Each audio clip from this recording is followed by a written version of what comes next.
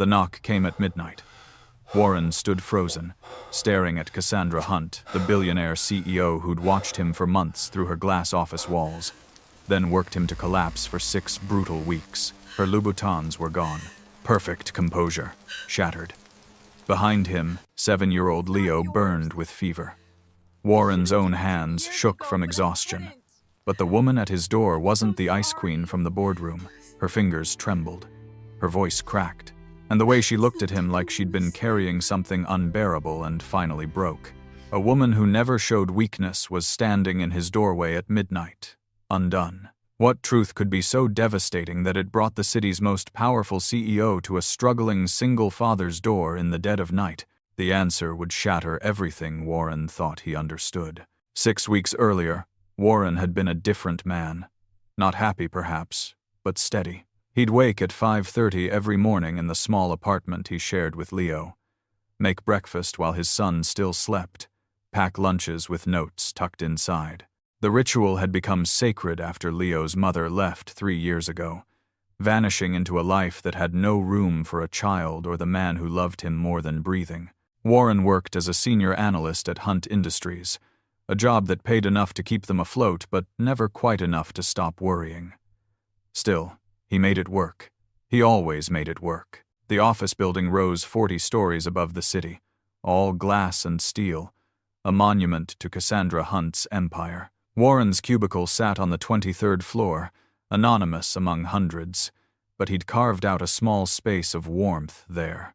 Photos of Leo covered his desk, gap-toothed smiles, baseball games, homework victories. His co-workers knew him as the guy who never missed his son's calls, who left precisely at 5:15 every day, who brought homemade cookies to share because Leo loved baking them together on Sundays. He was ordinary in the best possible way, invisible to everyone except the people who mattered. But Warren didn't know that someone had been watching. High above, in the corner office on the 40th floor, Cassandra Hunt had noticed him 6 months ago during a routine elevator ride. She'd overheard him on the phone, voice soft and patient as he talked Leo through a bad day at school. The tenderness in his words had stopped her cold. In a building full of ambitious climbers and polished performers, here was a man whose entire world fit in the palm of his hand, and he protected it fiercely. She'd started paying attention after that. Subtle observations that became a habit she couldn't break. She'd watch him through the glass walls during late meetings, see him glance at his watch and pack up exactly on time, witness the way his whole face changed when Leo video called during lunch breaks. She'd notice how he never complained when others took credit for his work, how he stayed late only when truly necessary, how he treated the janitorial staff with the same respect he showed executives. Cassandra had built an empire by reading people, and Warren Reynolds was a man of unshakable integrity in a world that rewarded compromise. She'd never met anyone like him, and somewhere between noticing and watching, something in her chest had cracked open, letting in a feeling she'd spent 42 years avoiding. Cassandra Hunt didn't do vulnerability. She'd built her technology company from nothing, fought off hostile takeovers, stared down boardrooms full of men who thought her gender meant weakness. She'd learned early that showing emotion was currency you couldn't afford to spend. Yet here she was, distracted during presentations, finding excuses to walk past the 23rd floor, memorizing the cadence of Warren's laugh when it drifted through open office doors. It terrified her. So she did what she always did with fear. She tried to control it. The Meridian project landed on her desk in early October, a massive software integration that would define the company's next 5 years. It needed someone brilliant, dedicated, someone she could trust. She thought of Warren immediately, told herself it was purely professional.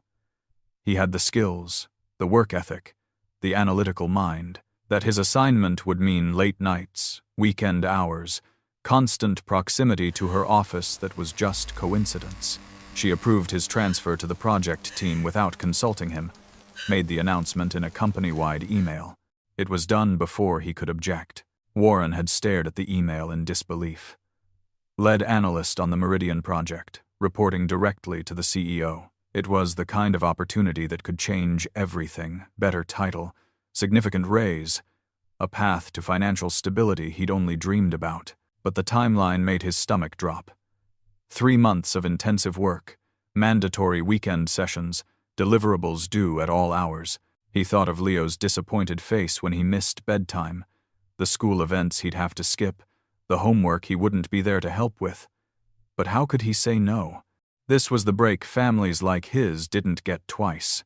He'd called his neighbor, Mrs. Chen, a retired teacher who'd become Leo's unofficial grandmother. She'd agreed to watch Leo on late nights, keep him fed and safe. Warren had knelt down to his son's level that evening, explained that Daddy had to work extra hard for a little while, promised it wouldn't be forever.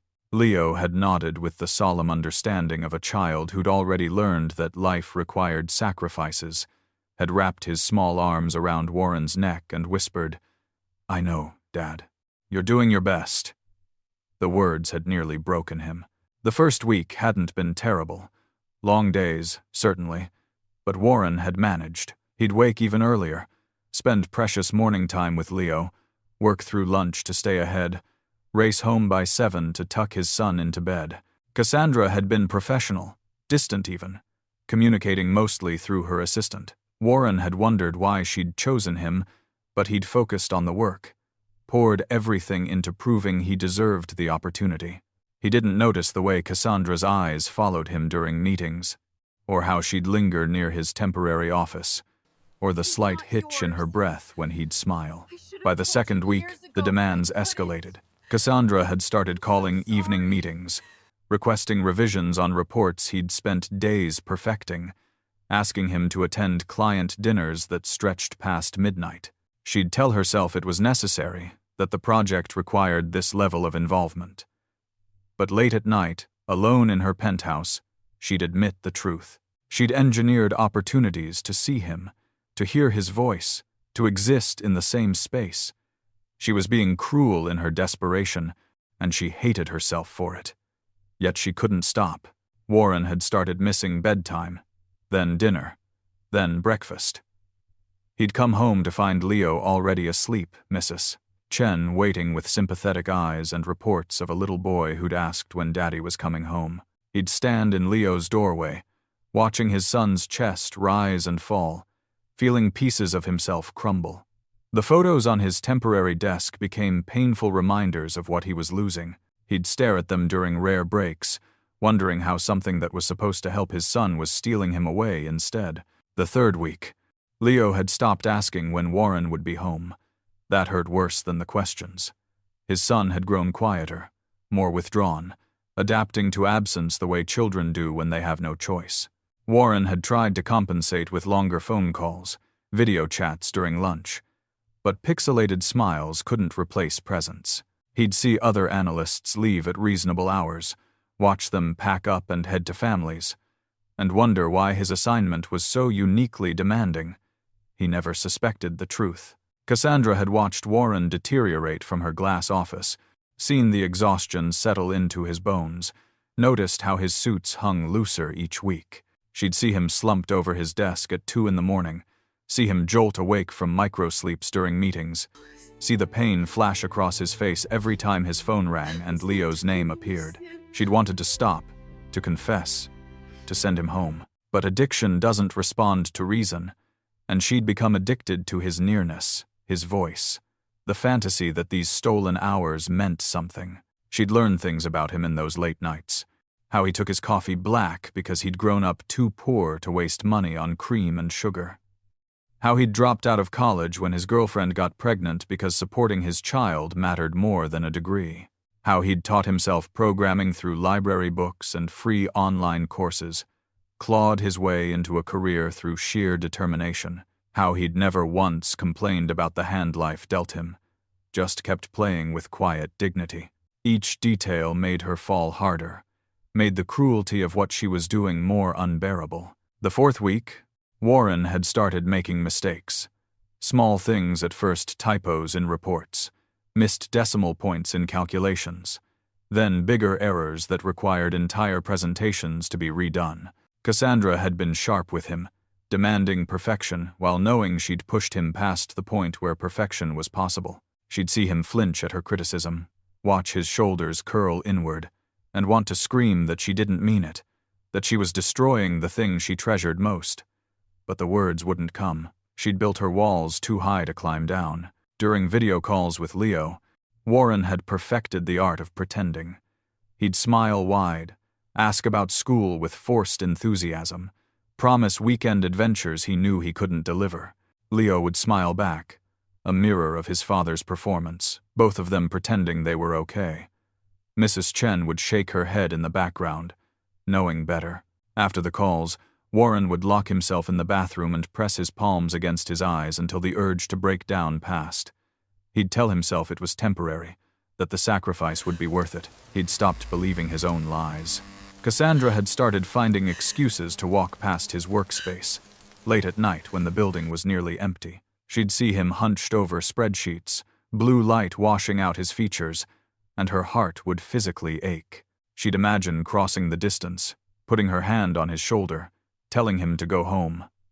But fear paralyzed her. Fear that he'd see through her professional excuses to the desperate longing underneath. Fear that he'd be disgusted by what she'd done. Fear that the kindness she'd fallen in love with would curdle into contempt. So she'd turn away, return to her office, and send another urgent email that would keep him there longer. One night during the 5th week, she'd stayed late deliberately, working in her office while Warren remained several floors below. Around 11, she'd gone down to the break room for coffee, timing it so she might see him. He'd been there, standing by the window, phone pressed to his ear. She'd heard his voice crack as he spoke. "I know, buddy. I'm sorry I missed your game. I promise I'll be at the next one." A pause, and then the words that shattered her. "I love you more than anything in the whole world. Leo, don't ever forget that, okay? Even when I'm not there." Cassandra had fled back to her office, coffee forgotten. She'd stood in her glass tower looking down at the city, at all the lights representing lives and families and love, and felt the full weight of what she'd become. She'd convinced herself this was just attraction, just loneliness in expensive shoes. But standing there, having heard the pain in Warren's voice, she understood. She loved him, loved his integrity, his devotion, his gentle strength, and she'd systematically destroyed him to keep him close. The realization brought her to her knees on the polished marble floor. She'd tried to pull back after that, sent fewer late-night emails, approved his work faster, looked for ways to ease the burden. But the project had its own momentum now. Deadlines she'd set in motion, commitments that couldn't be undone without explanation. Warren had interpreted her distance as disappointment, had worked even harder to prove himself, trapping them both in a cycle of misery. Cassandra had watched him spiral and felt utterly powerless, paralyzed by the mess she'd created. The 6th week, everything fell apart. It started Monday when Leo called Warren during an executive meeting. Warren had stepped out to answer, his son's voice small and scared on the line. A kid at school had pushed him, called him names because his dad never showed up to anything. Leo hadn't cried, just recited the facts with the flatness of a child learning to protect himself from disappointment. Warren had returned to the meeting with shaking hands, Cassandra's presentation washing over him like white noise. That night, he'd worked until dawn, unable to face going home to the evidence of his failures. By Wednesday, Warren hadn't slept more than 10 hours all week. He'd been surviving on coffee and adrenaline, his body moving through motions while his mind grew increasingly foggy. During a presentation to investors, he'd mixed up critical figures, stammered through explanations, watched Cassandra's face tighten with what he assumed was anger. She'd dismissed him curtly, finished the presentation herself. He'd sat in his office afterward, staring at his hands, wondering when he'd become this hollow version of himself. Thursday evening, Mrs. Chen had called.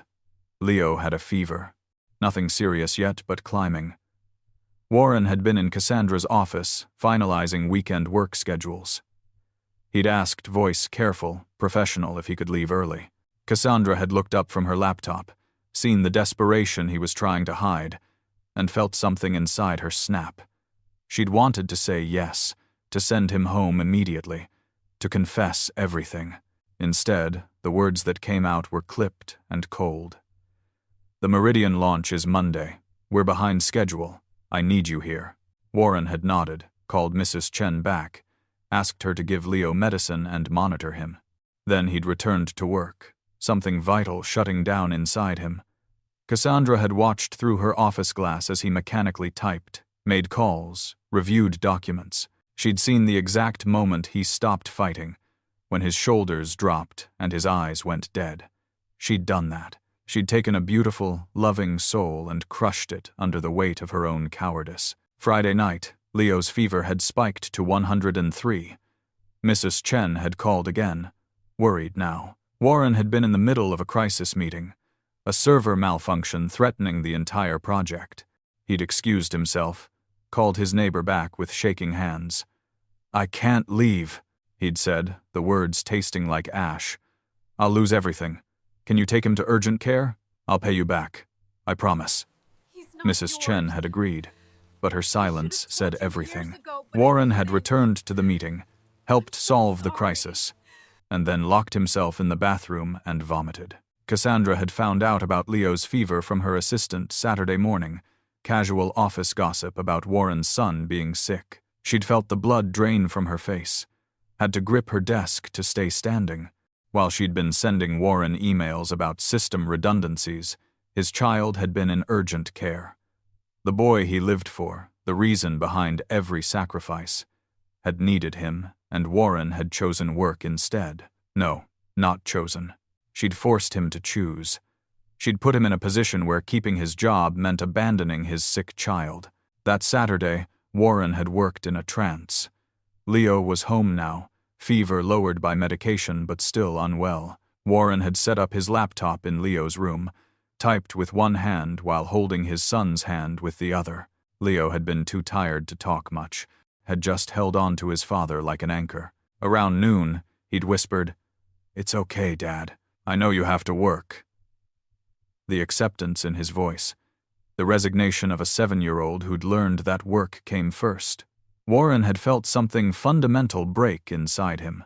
Sunday evening, as Warren prepared for another late night, Leo's fever had returned with a vengeance.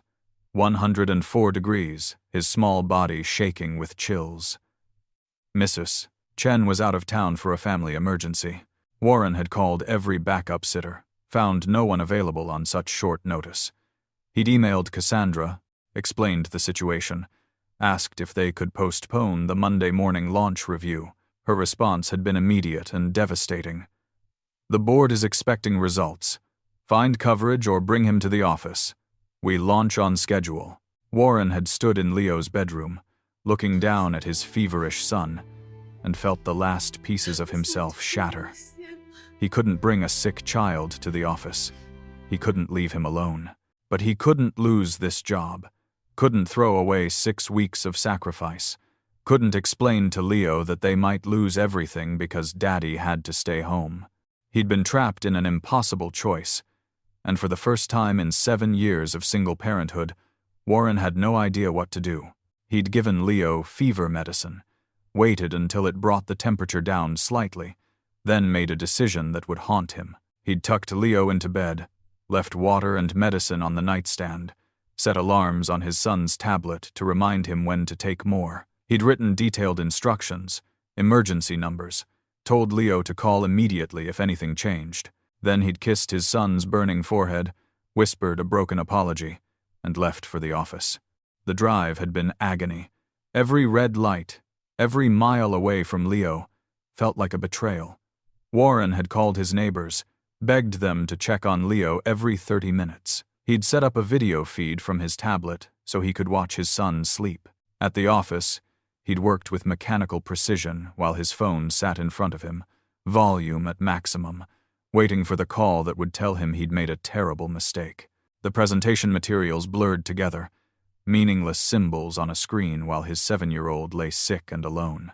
Cassandra had been in her office when Warren arrived, at 8 p.m., had watched through security cameras as he'd stumbled in, exhausted and wrecked. She'd pulled up his email request, read about Leo's fever, seen her own cold response. The shame had been physical, burning through her chest like acid.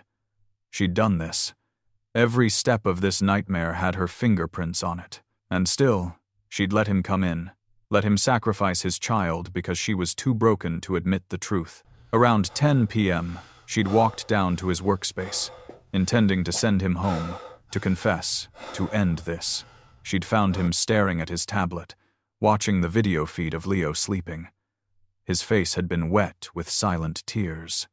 Before she could speak, his phone had rung. Warren had answered, and she'd watched the color drain from his face. Leo's fever had spiked to 105. The neighbors had called an ambulance. Her, Warren, not hers, never hers, had run from the building without a word, leaving everything behind. Cassandra had stood in his abandoned workspace, surrounded by spreadsheets and coffee cups and the photo of Leo that Warren touched like a talisman before every meeting. She'd picked up the frame with shaking hands, looked into the face of a smiling boy who'd paid the price for her cowardice, and something inside her, the last wall, the final defense, had simply crumbled. She'd taken her phone, called her driver, and given him an address she'd memorized months ago but never had the courage to visit. The hospital had stabilized Leo quickly. Severe fever from a respiratory infection, treatable but scary. Warren had held his son's hand while doctors worked, had whispered apologies and promises and prayers. Leo had squeezed back weakly, said, "It's not your fault, Dad." And Warren had nearly collapsed from the unfairness of having a child who forgave him when he couldn't forgive himself. They'd been released around 11:30 with antibiotics and strict rest orders. Warren had driven home in silence, Leo dozing in the back seat. His phone had buzzed repeatedly, messages from Cassandra asking where he was, demanding updates on the project. He'd ignored them all. He'd carried Leo upstairs to their apartment, got him settled in bed with medicine and water, then stood in the kitchen trying to process what had just happened. His son had been in an ambulance, alone, terrified, because Warren had chosen work.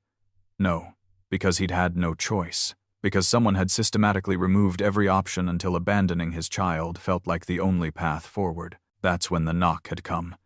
Midnight. Warren had opened the door, still wearing the same wrinkled shirt from 36 hours earlier, his face gaunt, hands trembling. And there she'd been, Cassandra Hunt without her armor, designer heels abandoned somewhere, makeup streaked, perfect composure shattered into 1,000 pieces. She'd looked at him with an expression he'd never seen on her face, naked, desperate, breaking apart. Warren. His name on her lips sounded like a prayer and a confession. Her hands had lifted toward him, then dropped, as if she'd forgotten she had the right to touch him. "I'm so sorry. God, I'm so sorry." He'd stared at her, brain too exhausted to make sense of the CEO of Hunt Industries crying on his doorstep at midnight. "What are you doing here?" "I came too." Her voice had cracked, and she'd pressed a hand to her mouth. When she spoke again, the words came in a rush. 6 weeks of carefully constructed lies collapsing all at once. There was no crisis. The timeline wasn't real. I made it all up because I was too much of a coward to just tell you the truth. Warren had gone very still. What truth? Cassandra had taken a shaking breath, and when she looked at him, her eyes held everything she'd been hiding. That I've been in love with you for 6 months. That I noticed you in an elevator last spring and haven't stopped thinking about you since. That I've watched you be the most devoted father I've ever seen and wanted to be part of that light so badly it hurt to breathe. The words hung between them, impossible and devastating. Warren had shaken his head slowly, trying to process what he was hearing. "You've been in love with me," he'd repeated, voice flat. "So you worked me until I collapsed? Made me abandon my sick child? That's what love looks like to you?" No. She'd been crying openly now, not bothering to wipe away tears. "No," I panicked. "I thought if I kept you close, if we worked together, maybe you'd notice me. Maybe something would happen. I'm so used to controlling everything, and I thought I could control this too. But I just destroyed everything instead. I destroyed you. I destroyed the person I love most in the world." Warren had swayed slightly, exhaustion and shock making his legs weak. "You don't know me.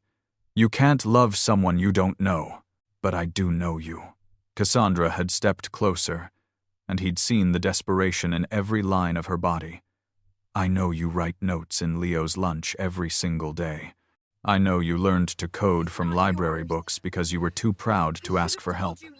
I know you donate part of every paycheck to the children's hospital even though you can barely pay your own rent. I know you say please and thank you to everyone, even people who can't do anything for you. I know you love your son more than life itself, and that watching him grow up is the greatest privilege you can imagine. She'd taken another breath, and Warren had seen her hands shaking violently. I know all of that because I've been watching you for months, falling for you a little more every day, too terrified to just walk up and introduce myself like a normal person. Because I'm Cassandra Hunt, and I built an empire, but I don't know how to just be human. I don't know how to want something without trying to control it. Warren had felt tears on his own face now, anger and exhaustion and something else he couldn't name. My son was in the hospital tonight, alone in an ambulance because I chose your fake crisis over him. Do you understand what that means? He's 7 years old. And I wasn't there. I know. Cassandra's voice had broken completely. I know, and I will never forgive myself. I came here to tell you that you're fired. Not because you did anything wrong, but because you should never have to see me again. I'll make sure you get a severance package that takes care of you and Leo for years. I'll give you references that will get you any job you want. I'll do whatever I can to fix this, even though I know nothing can fix what I've done. She'd reached into her bag with shaking hands, pulled out an envelope. This is a check. It's enough for Leo's medical bills, for anything you need. No strings. You don't have to see me. Talk to me. Acknowledge me ever again. I just needed you to know the truth before I disappeared from your life. She'd set the envelope on his doorstep, unable to come closer, and I needed to tell you that I'm sorry. Not because it helps, but because you deserve to hear it. Warren had stood there, the weight of 6 weeks pressing down on him, and looked at the broken woman in front of him. This was the Ice Queen from the boardroom, the ruthless CEO, the woman who'd nearly destroyed him, but it was also a person so desperately lonely that she'd sabotaged the thing she loved most just to feel close to it. He'd thought of all the times she'd seemed harsh, and wondered now if those had been moments when she'd almost broken, almost confessed. He'd thought of the way she'd pulled back this last week, and understood she'd been trying to undo the damage, even as momentum carried them forward. You're right, he'd said quietly. You did destroy me. These last 6 weeks have been hell. I've missed my son's childhood, disappointed him over and over, taught him that work matters more than he does. That damage is real, and it's not going away just because you're sorry. Cassandra had nodded, tears streaming down her face, and turned to leave. She'd made it 2 steps before Warren spoke again. But the word had stopped her cold. But my son is in there right now, sick and scared, and you know what he told me at the hospital? He said I'm doing my best. He forgave me, even though I didn't deserve it. And I'm thinking about the fact that you could have just kept lying. You could have let me think all of this was necessary, protected yourself, and I never would have known. But you didn't. You came here, at midnight, destroyed your own armor, just to give me the truth. He'd stepped out onto the landing, close enough now to see her clearly in the porch light. I don't know what to do with what you've told me. I'm too tired and too hurt to make sense of it right now. But Leo's in there with a fever, and I haven't slept in 2 days, and I could use help. He'd paused, watching her face. If you meant what you said about loving me, about wanting to be part of our light, prove it. Not with money or job offers. Come inside and help me take care of my son. Cassandra had looked at him like he'd offered her salvation and damnation in the same breath. Warren, I don't know how to. I've never taken care of a sick child. I'll probably make everything worse. Then you'll learn. Warren had held out his hand. An invitation and a test. That's what parents do. We mess up and we learn and we try again. If you want to be part of this, that's what it takes. Not control. Not manipulation. Just showing up and trying. She'd taken his hand with trembling fingers, and he'd led her inside. The apartment had been small and cluttered, nothing like her sterile penthouse, filled with evidence of life actually being lived. Toys in corners, dishes in the sink, Leo's drawings covering the refrigerator. Cassandra had stood in the middle of it all, looking lost. And Warren had felt something shift in his chest. She'd had everything: money, power, success, and she'd thrown it all away for a chance to stand in his messy kitchen at midnight. Leo had woken an hour later, fever breaking finally, and found his father dozing in a chair beside his bed. He'd also found a strange woman sitting on the floor nearby, watching Warren sleep with an expression Leo didn't have words for yet. When she'd noticed him awake, she'd smiled tentatively. "Hi, I'm Cassandra. I work with your dad. Are you the one who makes him stay late?" Leo had asked, 7-year-old bluntness cutting through pretense. Cassandra had looked stricken but hadn't looked away. "Yes, I am, and I'm very, very sorry. What I did was wrong, and your dad is the best person I know. He should have been here with you instead of at work." She'd paused, then added softly, "But I'm here now, if that's okay. I'd like to help take care of you, if you'll let me." Leo had studied her for a long moment, the same careful assessment his father made. Then he'd said, "Okay, but Dad needs sleep. He's been really tired." "He has," Cassandra had agreed, "because he loves you so much that he'll work himself to exhaustion if it means keeping you safe. You're very lucky to have him." "I know," Leo had said simply. Then, with the generosity of children who haven't learned grudges yet, "You can stay if you want. We have extra blankets." Cassandra had stayed. When Leo's fever climbed again an hour before dawn, she'd been there to help Warren change sweaty sheets, bring cool washcloths, read stories in a gentle voice until the medicine worked. She'd watched Warren move through the routine with practiced efficiency born from 3 years of single parenthood, and felt awed by the sheer magnitude of what he did every single day. This was love, not the dramatic declarations she'd imagined, but quiet persistence in the face of exhaustion, showing up even when it hurt. By Sunday morning, Leo's fever had broken for good. Warren had finally slept for a few hours on the couch, and Cassandra had kept watch. This billionaire CEO who'd never backed down from hostile boards but was terrified of letting a 7-year-old out of her sight. When Warren woke, he'd found her in the kitchen attempting pancakes from a recipe on her phone, Leo sitting at the table, directing her efforts with solemn authority. "More chocolate chips," Leo had instructed. "Dad always adds extra." Cassandra had dumped half the bag in, and when the pancakes emerged misshapen but edible, Leo had declared them almost as good as Dad's. She'd looked at Warren with tears in her eyes, and he'd understood. This was what she'd been chasing, not him, exactly, but this. The warmth of ordinary mornings, the belonging that came from being needed, the revolutionary idea that love might not require perfection. Over the next few days, Cassandra had called in sick to work for the first time in 15 years. She'd stayed, helping with medicine schedules and grocery runs, learning to navigate the chaos of life with a small child. Warren had watched her stumble through tasks that were second nature to him, had seen her frustration when Leo preferred his father's way of doing things, had witnessed her determination to keep trying anyway. It was humbling and strange and unexpectedly healing. They'd talked late at night after Leo fell asleep, honest conversations that peeled back layers.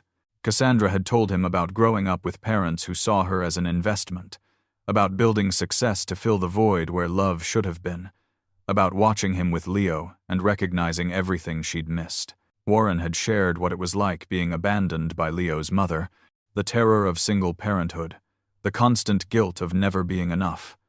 They'd found common ground in loneliness, in the ways they'd both been protecting wounded hearts. "I don't forgive you yet," Warren had said one night, voice gentle but firm.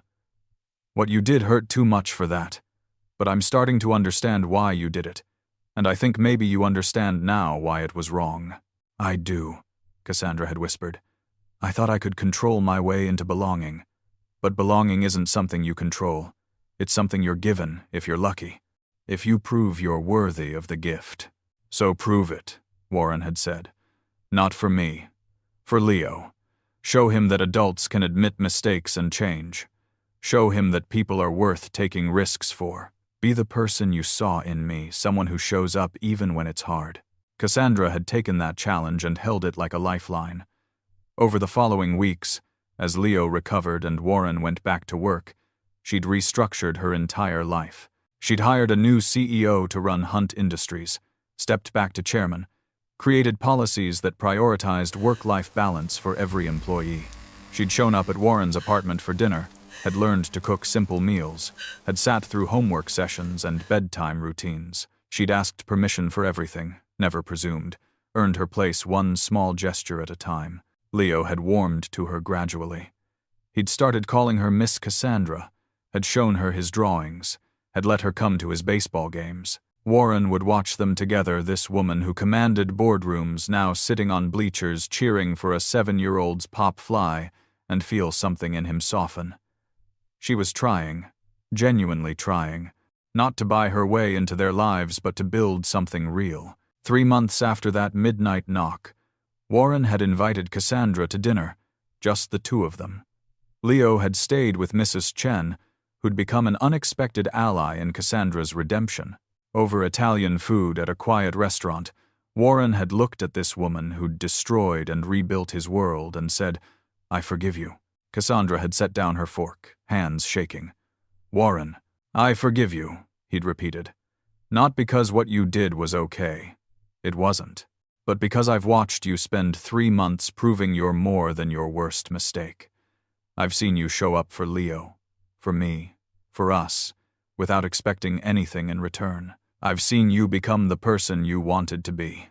Tears had streaked down her face, and she'd reached across the table. Warren had taken her hand, and for the first time, the touch felt like beginning instead of ending. "I've also realized something else," he'd continued. "I've fallen in love with you too. Not the CEO who manipulated me, but the woman who sat on my kitchen floor all night making sure my son was safe. The one who burns pancakes and asks Leo's opinion on everything and learns from her mistakes." "I'm still learning," Cassandra had whispered. "I'm going to mess up again. I have decades of walls to dismantle. Then we'll mess up together," Warren had said. "That's what love is, right? Showing up for the hard parts, not just the easy ones. You taught me that, in the worst possible way. But the lesson stuck." They'd built something careful and deliberate after that. Warren had introduced Cassandra to Leo as someone special to him, and Leo, with the adaptability of children, had absorbed it without drama. Cassandra had moved slowly, never pushing, always asking, learning the rhythms of a family that existed before her. She'd sold her penthouse and bought a house big enough for all of them, but waited a full year before suggesting they move in together, making sure Leo felt secure in the decision. The Meridian project had launched 6 months late with a completely redesigned timeline, and Hunt Industries had thrived under leadership that valued humanity over ruthless efficiency. Cassandra had become a different kind of CEO, one who understood that people weren't resources to be optimized but lives to be respected. The change had rippled through the company, creating a culture where Warren's story, the single dad who'd nearly broken, became the catalyst for revolution. On the first anniversary of that midnight knock, Warren had woken to find Cassandra in the kitchen with Leo, both of them covered in flour, attempting to make the elaborate birthday cake they'd planned. It was a disaster of epic proportions, but they were laughing, and when Leo had seen his father watching, he'd grinned. "Look, Dad, we're making a mess!" Cassandra had turned, flour in her hair, eyes bright with joy, and Warren had seen it clearly. This was the woman who'd hidden behind glass walls, now standing in chaos and loving it. She'd traded control for connection, perfection for presence, and found that the messy, unpredictable reality of love was worth more than any empire. "Happy anniversary," she'd said softly, and Warren had understood she meant the anniversary of the night everything broke and began, the night she'd knocked on his door and chosen truth over protection. The night he'd let her in despite every reason not to. The night they'd both learned that sometimes love means destroying yourself to rebuild as someone worthy of being loved. 6 months later, Warren had proposed in their kitchen over burned pancakes, and Cassandra had said yes with flour on her nose and tears streaming down her face. They'd gotten married in a small ceremony with Leo as the best man, Mrs. Chen crying in the front row, and half of Hunt Industries in attendance to witness their impossible story. The night of the wedding, after Leo had fallen asleep in his new room, Cassandra and Warren had stood on their porch looking out at the same street where she'd appeared that midnight. Broken and desperate, she'd leaned into him, and he'd wrapped his arms around her, and they'd stood there in silence, feeling the weight of everything they'd survived to reach this moment. "Do you ever regret it?" Cassandra had asked quietly. "Letting me in that night instead of slamming the door in my face?" Warren had thought about it, really thought. About the 6 weeks of hell, the damage done, the trust that had to be rebuilt from ashes. About the woman she'd been and the woman she'd become. About the family they'd built from the wreckage of her mistakes. "No," he'd said finally. "Because you taught me something important. You taught me that people can change when they're willing to do the work. That love isn't about finding someone perfect, but finding someone who'll keep choosing to grow. You chose to grow, Cassandra. Every single day, you choose it. How could I regret that?" She'd turned in his arms, looked up at him with eyes that still held shadows of the woman who'd stood on his doorstep in ruins, but also held light she'd found in the aftermath. "I spent 42 years building walls," she'd whispered, "and you knocked them all down in one night by asking me to stay, by giving me a chance I didn't deserve." "We both deserved a chance," Warren had said.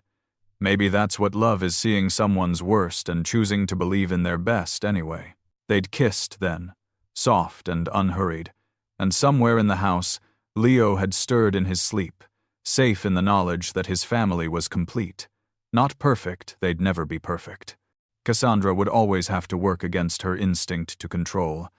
Warren would always carry the scars of those 6 weeks. Leo would always remember the ambulance, the fear, the nights his father wasn't there. But they'd also have this. Mornings filled with laughter and burned pancakes. Evenings wrapped in ordinary routines made extraordinary by presence. A love built not on the fantasy of perfection but on the choice, renewed every day, to stay and try and grow. Years later, when people asked how they'd met, Cassandra would smile and say, "I made terrible mistakes, and he gave me the chance to make them right," Warren would add. "She showed up at midnight and asked to stay. Turned out that's all either of us really needed, someone willing to show up and stay." And Leo, grown into a young man who'd learned from watching them both, would say, "They taught me that love isn't about never falling. It's about standing back up together when you do." The billionaire who'd overworked the single dad had learned that power meant nothing compared to the privilege of being let into someone's life. The single dad who'd nearly broken had learned that strength sometimes meant taking risks on people willing to change. And the 7-year-old boy who'd forgiven them both had learned the most important lesson of all, that families could be built from the ruins of mistakes, stronger for having been broken and mended. On their front porch, in the house they'd filled with love and chaos and second chances, Cassandra and Warren held each other and watched the stars, knowing that the best things in life aren't controlled or commanded or conquered. They're given freely by people brave enough to be vulnerable, and received by people brave enough to believe. They'd both been brave when it mattered most, and that had made all the difference.